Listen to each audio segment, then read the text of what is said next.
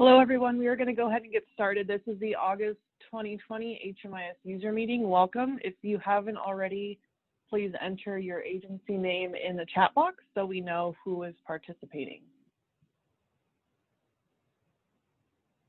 All right, so today we're going to go over some changes to the Children's and Families Commission reports, as well as some new knowledge-based articles that we have released. We want to give you an update on the assessment due report and go over some changes to the data timeliness reports. We also have some follow-up from the Looker webinar training, and we want to give you an update on the agency audit forms. And then there's a new optional field that we want to talk to you guys about federally recognized tribes, and then wrap it up with some Q&A.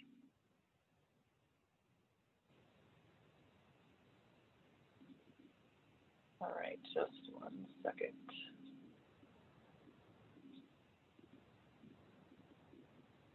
All right, so first up are some changes to the Children and Families Commission reports. These changes were the result of some of our conversations with the Children's and Families Commission. So if you are receiving that funding, this is for you. There's a new summary report as well as an updated details report, and then a brand new Children's and Families Commission performance report that is now available. So first up, to access any of these reports, I'll just show that really quickly.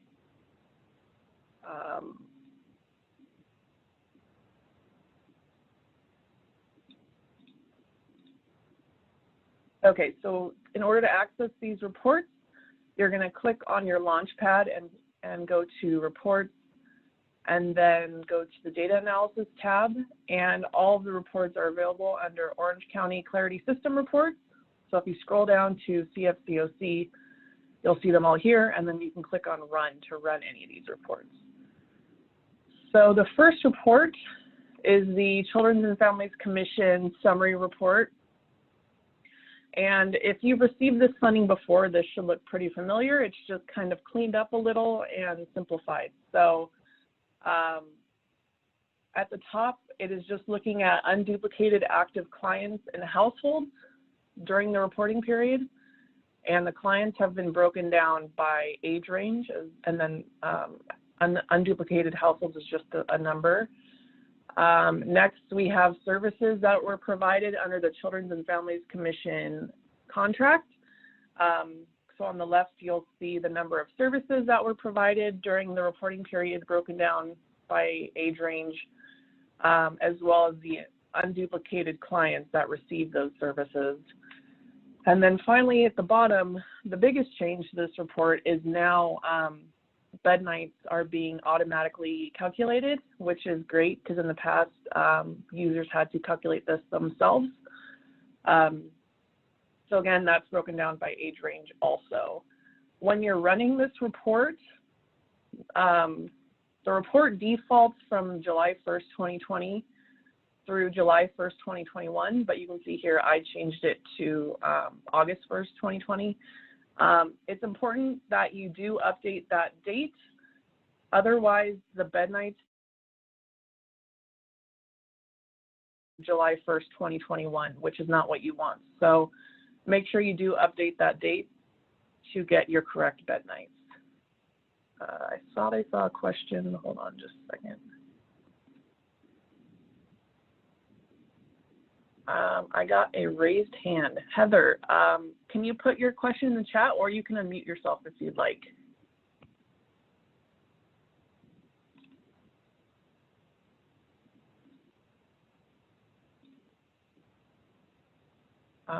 I'm not seeing anything from Heather, but if you're typing out your question, I'll hit you up in a minute. All right, the next report is the Children's and Families Commission Details Report. So let me go back. This is what the report will look like when you pull it. Obviously, it'll be specific to your agency, so it won't have other agency data here, but this is a detailed view of the information I just showed you, so you can see the specific clients that are being counted in each section. So the services section is mostly the same as what you've seen in the past. The biggest change is that it's added a contract number, your Children's and Families Commission contract numbers to help you with your reporting. So that's available now. And then in this report, each row is a client, and it just counts the number of services that they've received during the reporting period that are Children's and Families Commission funded. The bed nights report has been updated a little bit. Again, the biggest change is the contract number, and it now calculates the bed nights for you. But let me pull this up in Excel just so you can kind of get a little bit better of a view. So when you export this out of Looker, this is what it will look like. Again, this will be specific to your agency. But the report, again, is by client and by row. So each row is a different client. The Children's and Families Commission bed night start date and end date are as reported from HMIS. So if you're familiar with this funding, on the entry screen, it asks the CFCOC bed night start date and end date. That's these dates. But in order to calculate the bed nights, we only want to look at bed nights that occurred during the reporting period. So that is why these two columns have been added. So these columns update the start date and end date to reflect dates that fall during the reporting period. So for example, I ran this report for July 1st through August 1st, and this client's bed night start date was in December 2019. So because my reporting period started July 1st, that's now my new bed night start date, and then my bed night end date is the same because it fell during that reporting period. And then the bed night is subtracting between these two dates. So just to give you a little clarity, if you're looking through this report, that's how that's calculated. All right, and then the third report,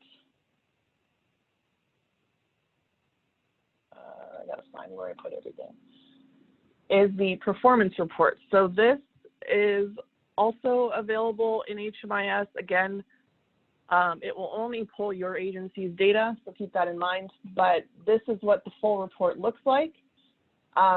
These measures were determined as part of the shelter guidelines that the Family Solutions Collaborative developed with Catherine Gale.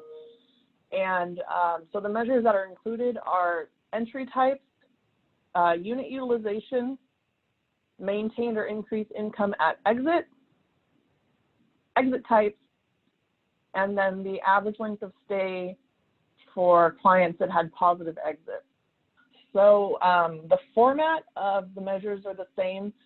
So all of them include contract level data for the previous complete month, and they have, you know, different colors for different types of entries or exits or whatever the measure is looking at.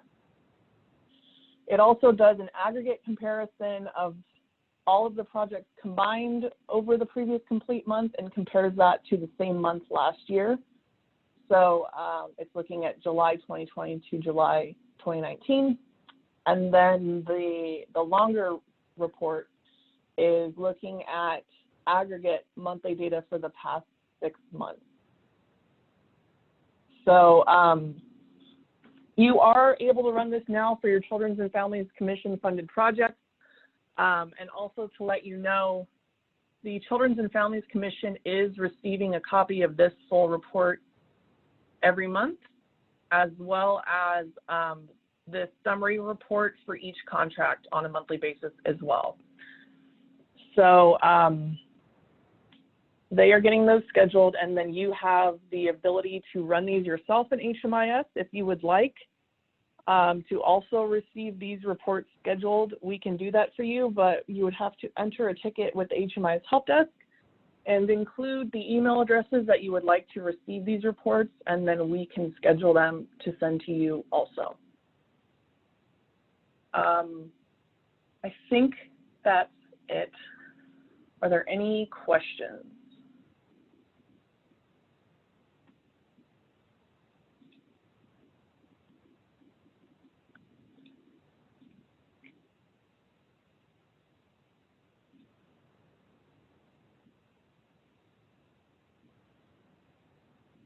keep losing my chat. Hold on really quick.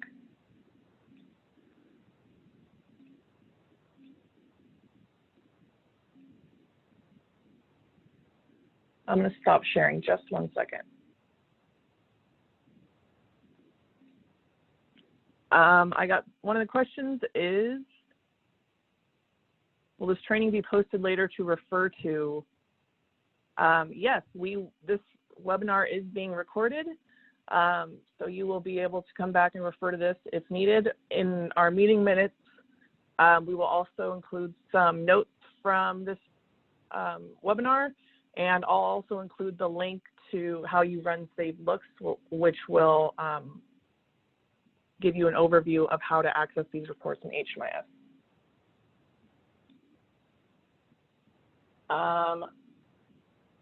Stephanie said, is anyone speaking? Yes. I hope that issue is resolved for you now, Stephanie. All right, so I'm gonna keep going.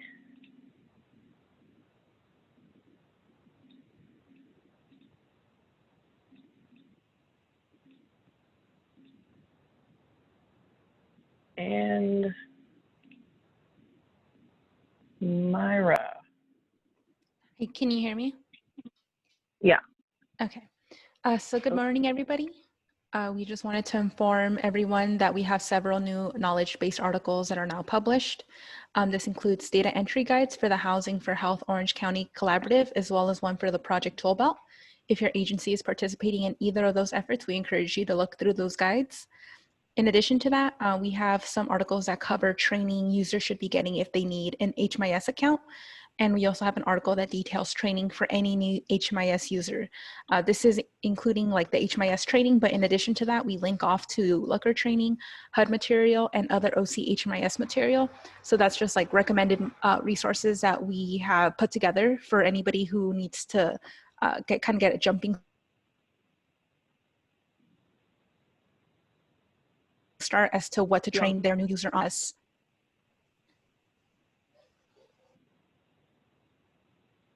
Myra, you're breaking up a little bit. Sorry, what was that? You kind of broke up a little bit at the end. I don't know if that was just me.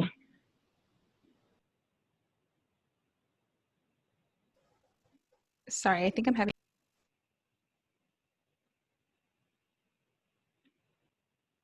Okay. Myra is having technical difficulties. We can go on to the next slide.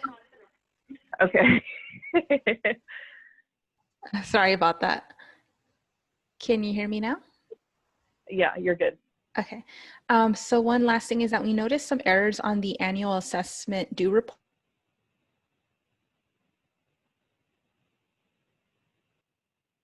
Uh-oh, you're breaking up again, Myra. We're in the process of fixing. We noticed that of household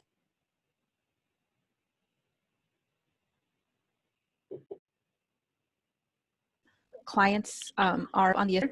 So if you notice that,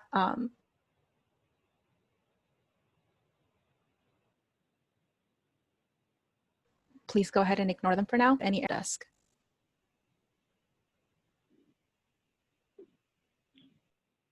Okay, so Myra's kind of going in and out, but we will put the specifics of the assessment due report in the meeting minutes so that you have that information.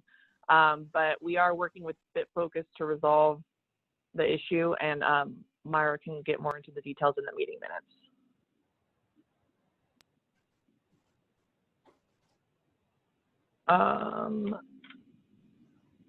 Adriana? Can you hear me? Yeah, you're good. Let me share my screen. Oh, can I share my screen? Yes. Yes, go ahead.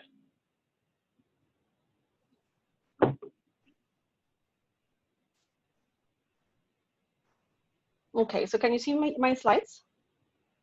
Yeah. Okay, and just so you guys know, I'm also having a little bit of technical difficulties with my internet, so I apologize if I break up in the middle of the presentation. Please bear with me. So as we all know, we have not been able to publish report cards this year, unfortunately. And for that reason, we wanted to provide some tools that you can utilize to monitor your project's data quality by your own. So today, I want to talk about the new data timeliness reports that we have made available for you. We have 3 new reports. We have Project Start, Project Exit, and Services. And for each one, we have a details and a summary version. So what is the difference between the details and the summary? You might think it's pretty similar to what Erin was talking about at the beginning.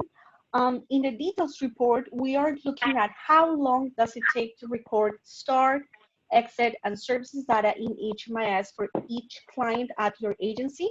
So these are client level reports. Whereas the summary reports, we show the count of clients in a specific data timeliness interval for each project. So these are project level reports.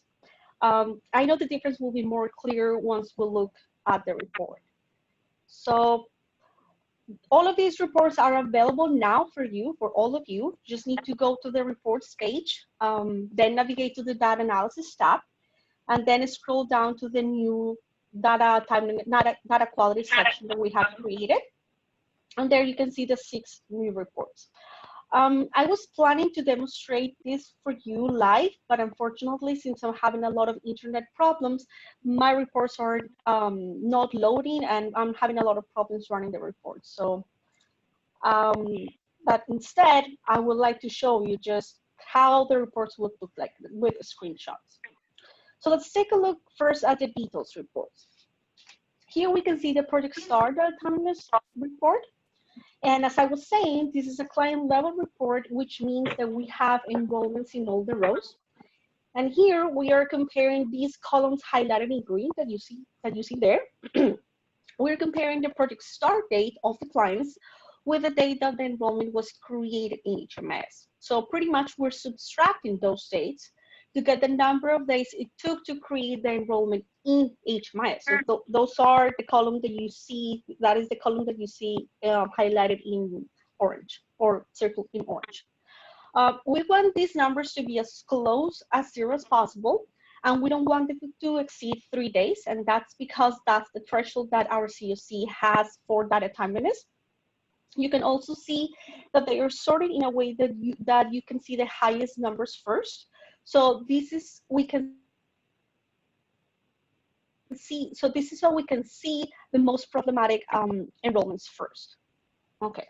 So regarding the filter of the report, you don't really have to change any of these filters. By default, this will run for the past complete month. But if you want to see the report for a different period of time, you can always change the project start date filter. So one thing that is important here is that we should not change the reporting period filter. So that's the one at the very top. And I know this might sound a little bit counterintuitive, but the reason is because we don't want to see the enrollments that were active in this period of time necessarily. Rather, we want to see the enrollments that were created in this period of time. So that's why we need to change the project start date filter as opposed to the reporting period filter. Okay. We also have a filter for projects. So for those of you who have a lot of projects at your agency, if you want to see the report for one project at a time, you can do that. And that's basically what's important about this report. So now let's take a look at the project exit. So this report has the same format, is the same premise as the one before. But here we're comparing the project start date with the date that the client was exited from the project in HMIS. So again, we're subtracting these dates and we're getting the number of days it took to exit the client from the project in HMIS.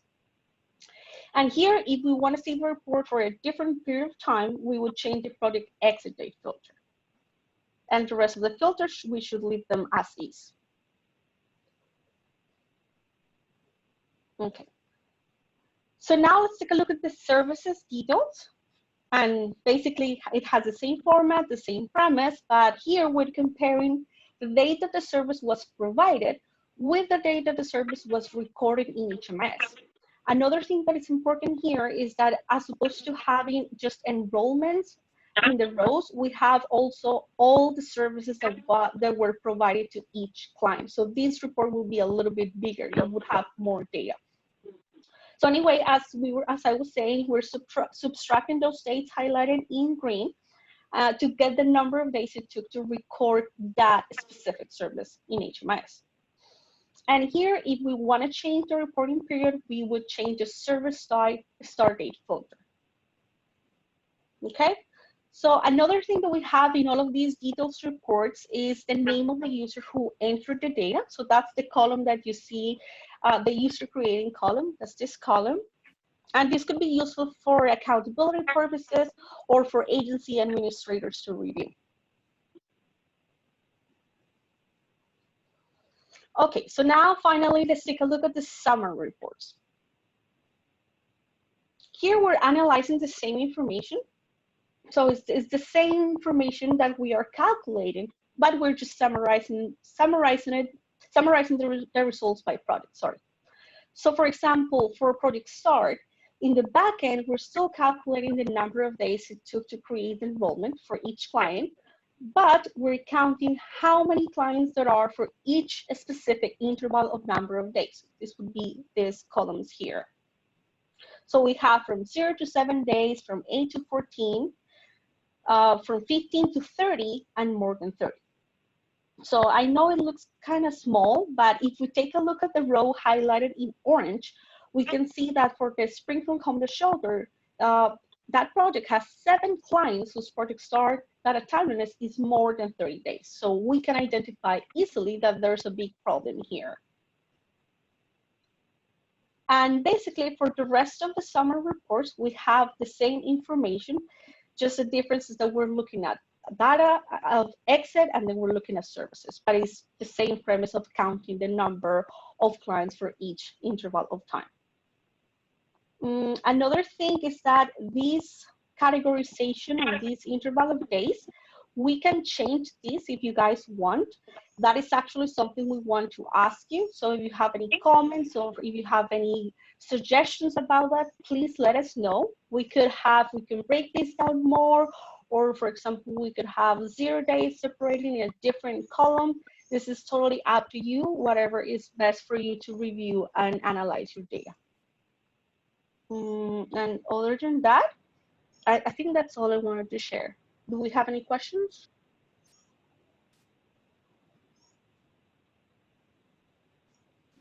I'm not seeing any questions right now.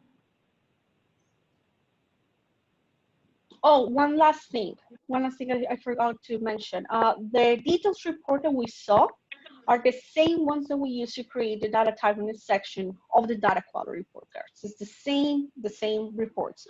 So I'm very confident that if we monitor these reports more often, we're all going to improve the data quality of the whole system. So yeah, my invitation would be for you to take a look at the reports, and I will highly encourage you to run them at least once a month. And if you have any questions about them, as usual, let us know.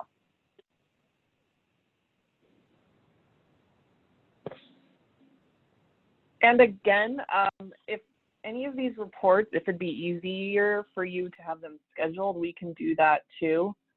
It would have to be just the summary reports because the client level include names and we can't send that over email. But if you do like the summary reports and want them scheduled, we can schedule that for you. You would need to enter a ticket with the help desk. Thank you. All right.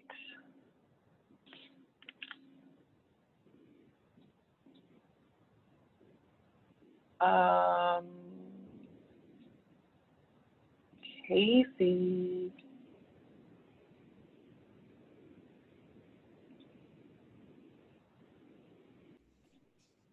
Can you hear me? Yeah. Okay.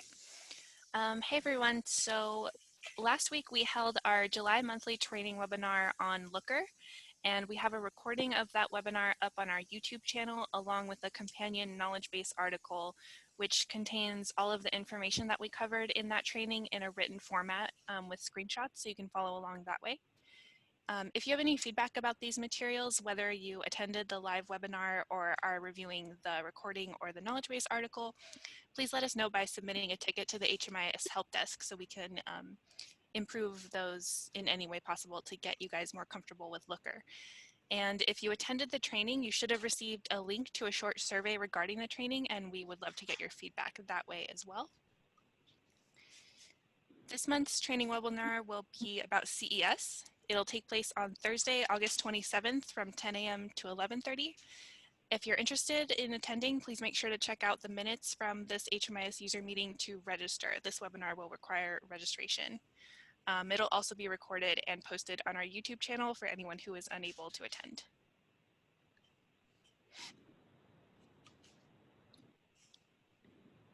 Okay, I don't see any questions. Okay, so for the 2020 HMIS agency audits, last month we held 2 focus groups on the new process for the virtual agency audits to make sure that we were able to incorporate any feedback you guys had about the new process. That process has now been finalized, and you can expect to receive an email from us soon with detailed instructions and information about how the audit will work this year.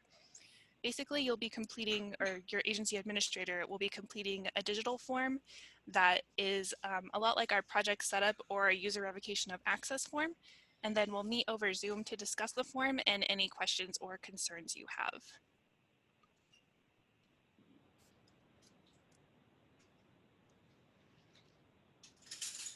I'm not seeing any questions. Oh, here we go. Can you please send the link to the YouTube for the training that was held on Thursday as mentioned? Yes, it will be included in the meeting minutes.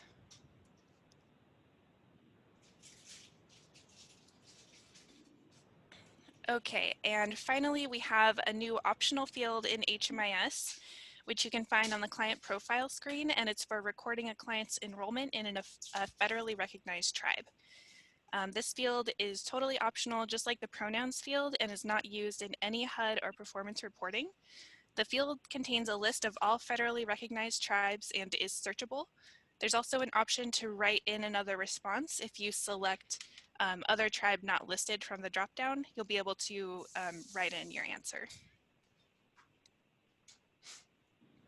And these fields are also available in Looker. And I think that's it.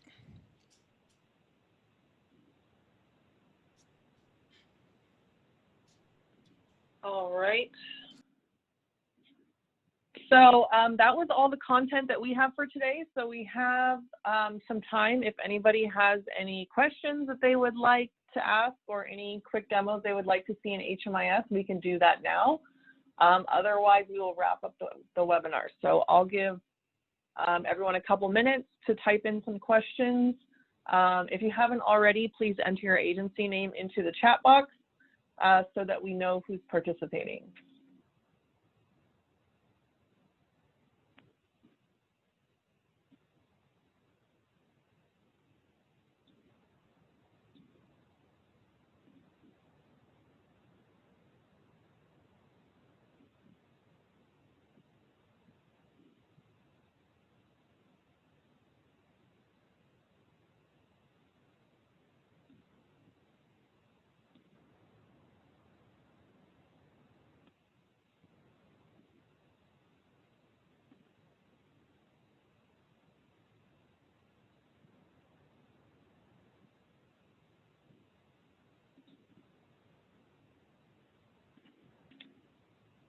All right, I'm not seeing any questions coming in, so we're going to go ahead and wrap up the webinar. Thank you, everybody, for participating. The next meeting will be on the first Wednesday of September. Let me pull that up really quick. September 2nd will be the next meeting. We will be sending out the recording of this webinar as well as meeting minutes and the PowerPoint slides by early next week at the latest, and we will talk to you next month. Thanks, everybody.